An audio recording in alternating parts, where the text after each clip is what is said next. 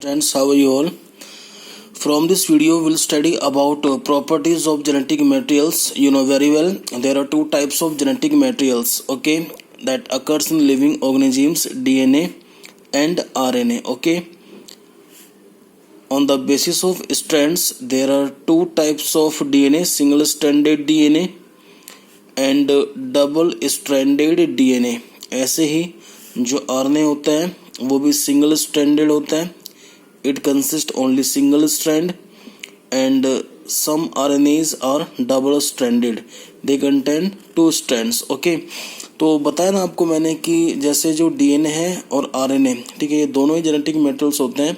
They are transmitted from generation to generation. Okay, अब जैसे कि जो वायरसेस होते हैं they consist RNA as a genetic materials. Okay, जैसे सिंगल स्ट्रैंडेड RNA है, it occurs in influenza, in a tobacco mosaic virus, in a yellow mosaic virus, in a coronavirus, in HIV virus. Okay, और जो double standard RNA है, it occurs in reovirus, wound tumour virus. ठीक है, तो इन viruses के अंदर it acts as genetic materials. ठीक है, और कुछ वायरसेस ऐसे होते हैं जिनके अंदर DNA काम करता है जेनेटिक मटेरियल्स का. ठीक है, जैसे सिंगल स्टैंडर्ड जो DNA है, it occurs in 5x174 bacteriophage.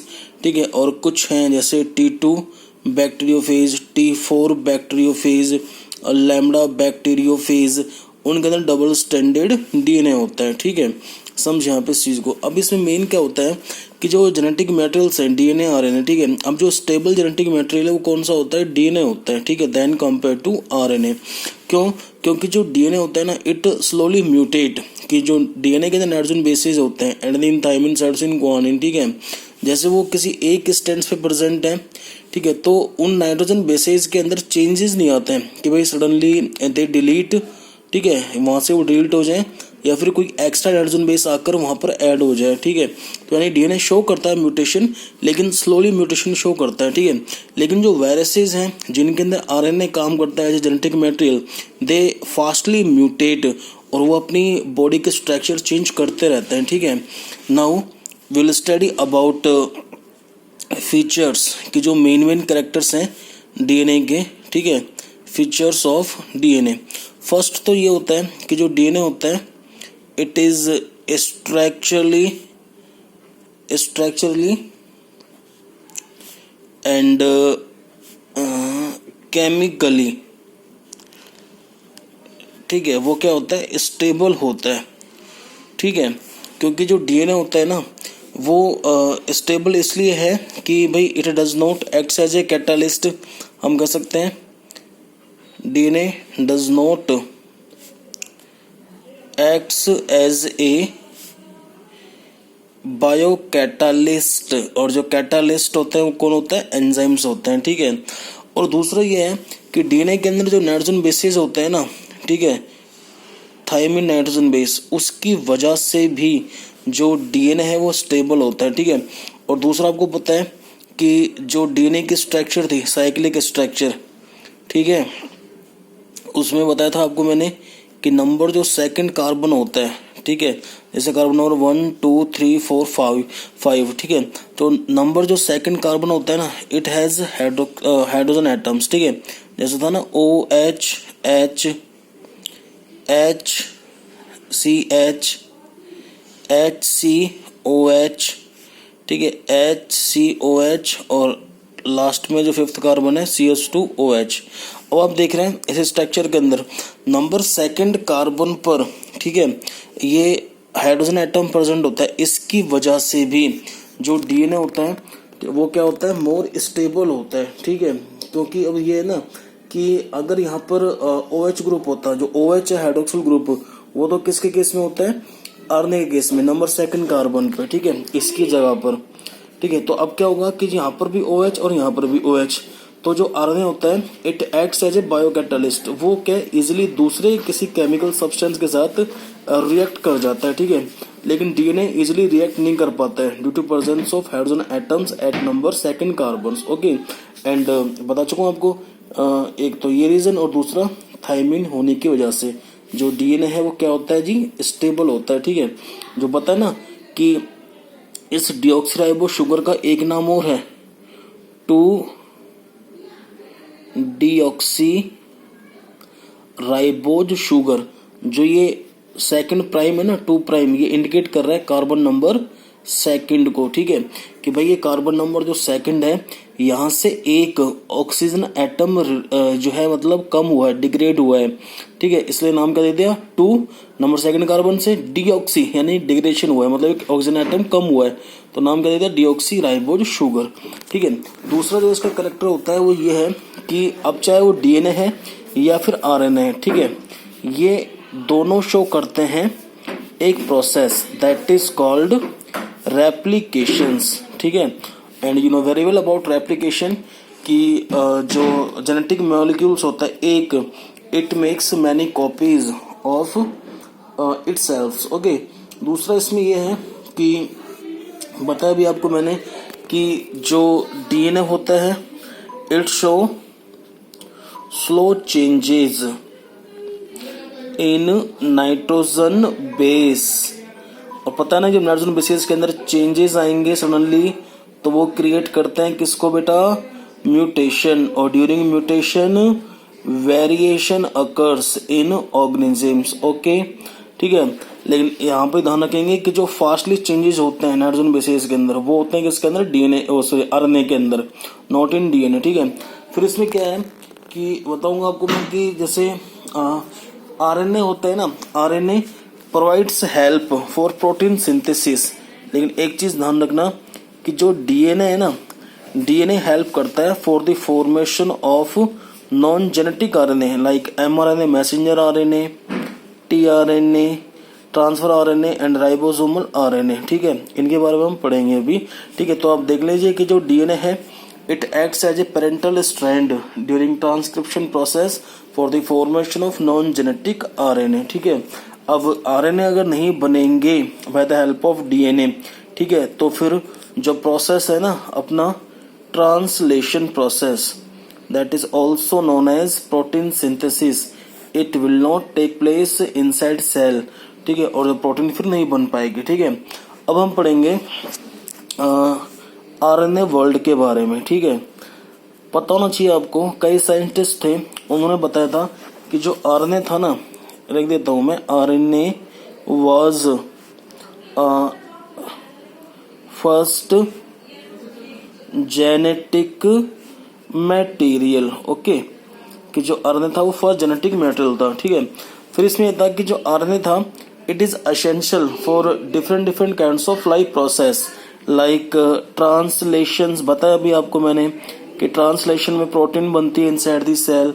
Okay, second हम बात करेंगे मेटाबॉलिज्म की metabolic reaction takes place inside the cell for the production of energy. ठीक है, और आपको पता है ना कि जो एनर्जी करेंसी है वो कौन सी होती है, एटीपी जीटीपी। ठीक है, यहाँ फुल फॉर्म क्या है, एडेनोसिन ट्राइफॉस्फेट। तो दिमाग लगाना कि जो एडेनोसिन है it is made up of by adenine plus ribose sugar, जब ये दोनों जुड़ जाती है तब बनता है एडेनोसिन। ऐसे क्या है, जैसे जीटीपी है, ठीक है, जीटीपी ग्वानोसिन ट्राइफॉस्फेट, ये कब बनेगा, ग्वानिन प्लस राइबोज। ठीक है, और इसमें क्या होता है, एक होता है स्प्लिसिंग कि जो आरएनए बनता है एचएनआरएनए, ठीक है, before formation of mRNA. In case of eukaryotes, one another RNA is formed that is called hnRNA, heterogeneous nuclear RNA. इस RNA के पास दोनों तरह के जीन्स होते हैं, फंक्शनल जीन्स और नॉन फंक्शनल जीन्स। ठीक है, तो bye the help of splicing process जो नॉन फंक्शनल जीन्स है जिनको हम बोल सकते हैं इंट्रॉन्स, ठीक है, बताऊंगा आपको मैं नेक्स्ट वीडियो के अंदर, ये इंट्रॉन्स रिमूव हो जाते हैं। ठीक है, ये हम पढ़ेंगे ट्रांसक्रिप्शन के केस के अंदर। ठीक है, अब हम बात कर रहे हैं कि जो डीएनए है, DNA had evolved from RNA, ये आपको मैड में सेट करना है। ठीक है, विद केमिकल मॉडिफिकेशन, क्योंकि आप देखें ना कि अगर ये आरएनए होता, राइबोज शुगर होती, तो नंबर सेकंड कार्बन पे क्या होता है, पे OH होता। तो बता रहा साइंटिस्ट कहीं कि जो डीएनए है, DNA had evolved from RNA with chemical modification that make DNA more stable than compare to RNA. ठीक है, अब हम पढ़ रहे हैं टाइप्स ऑफ, इसमें अब टाइप्स ऑफ आरएनए केस में पता है आपको चीज का कि there are 2 types of RNA. ठीक है, लिखते हैं अपन यहाँ पर types of RNA. Okay, first जो है बेटे वो तो है जेनेटिक आरएनए। बताया अभी आपको मैंने कि जिस genetic RNA acts as a genetic materials, और ये भी दो तरह के होते हैं, single stranded RNA that is single strands and double stranded RNA. ठीक है, इसके अलावा एक आरएनए होता है उसको बोलते हैं नॉन जेनेटिक आरएनए। ठीक है, क्योंकि जो ये नॉन जेनेटिक आरएनए होते हैं ना, ठीक है, ये हैं आपके mRNA, messenger RNA, tRNA, rRNA, ribosomal RNA, hnRNA, heterogeneous nuclear RNA. Hetero means क्या होता है डिफरेंट, और जीनियस मीन्स क्या होता है जीन्स। ठीक है, न्यूक्लियर इसने इंडिकेट किया है कि इनकी फॉर्मेशन कहाँ होती है, न्यूक्लियस के अंदर। ठीक है, एज एक है snRNA, small nuclear RNA, another is small ribosomal RNA. ठीक है, तो अब ये नॉन जेनेटिक जो आरएनए होते हैं इनकी फॉर्मेशन होती है डीएनए से bye the help of a process that is called transcription. Okay, अब हम पहले स्टडी करेंगे किसी एक नॉन जेनेटिक जो है आरएनए के बारे में। ठीक है, जैसे पहले आप ले लें एमआरएनए। ठीक है, जो मैसेंजर आरएनए होता है, ठीक है, messenger RNA it is also known as informational RNA. ठीक है, ये इंफॉर्मेशन स्टोर करता है जैसे प्रोटीन बनाने के लिए। ठीक है, इसलिए इसको क्या बोल दिया अपने, इंफॉर्मेशनल आरएनए होता है। ठीक है, फिर इसमें क्या होता है कि जो सेल होती है उसमें करीब 1 to 5% प्रेजेंट होता है। ठीक है, और ये काम करता है as a master strand during translation process for the formation of protein. Okay, second हम बात कर रहे हैं राइबोसोमल आरएनए की। ठीक है, जो राइबोसोमल आरएनए से पता लग रहा है आपको कि इट कंटेन राइबोसोम, और राइबोसोम क्या होती है, प्रोटीन फैक्ट्री होती है, प्रोटीन मशीनरी। ठीक है, ये क्या होता है कि राइबोसोम आरएनए की डिस्कवरी की थी एक साइंटिस्ट ने, नाम है कुंटजे। ठीक है, ये हमारी सेल के अंदर 70 to 80% प्रेजेंट होता है। ठीक है, अब आपको पता है इस चीज का, you have learned about ribosomes in lower classes कि there are 2 types of ribosome, 70S type और 80S टाइप। ठीक है, जो 70S टाइप होता है राइबोसोम वो तो कहाँ पर होगा बेटा, प्रोकैरियोट्स के अंदर, और जो 80S है वो कहाँ पे होता है, यूकैरियोट्स के अंदर। ठीक है, जो 70S है, पहले हम बात करेंगे 70S टाइप राइबोसोम्स की। 70S राइबोसोम्स की भी 2 यूनिट्स होती हैं, एक तो होती है 30S आरआरएनए और एक होता है आपका 50S आरआरएनए। ठीक है, अब जो 30S होता है इसकी भी एक छोटी यूनिट होती है, स्मॉल यूनिट्स, वो होती है 16S आरआरएनए। ठीक है, बता ना, ये तो सब यूनिट हो गई है, और राइबोसोमल आरएनए। और जो 50S है इट ऑल्सो हैज 2 सब यूनिट्स, एक तो होती है 5S आरआरएनए और another is 23S rRNA. Okay, in case of eukaryotes there are 2 units. Okay, 80S type ribosomes also has 2 units in case of eukaryotes. Clear? पहली तो है 40S and second one is 60S. Okay, 40S unit also has one sub unit that is 18S rRNA.